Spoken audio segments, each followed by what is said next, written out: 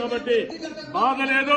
మళ్ళీ చెప్తున్నా, ముఖ్యమంత్రి ఈ హౌస్ కు వస్తాను తప్ప అదర్వైజ్ నాకు ఈ రాజకీయాలు అవసరం లేదు. ఇది గౌరవ సభ కాదు. ఇలాంటి గౌరవ సభలో నేను ఉన్నానని మరొకసారి విజ్ఞప్తి చేస్తూ మీకు నమస్కారం.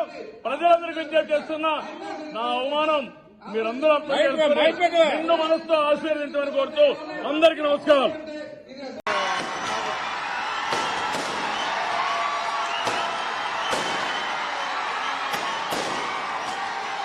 Sorry,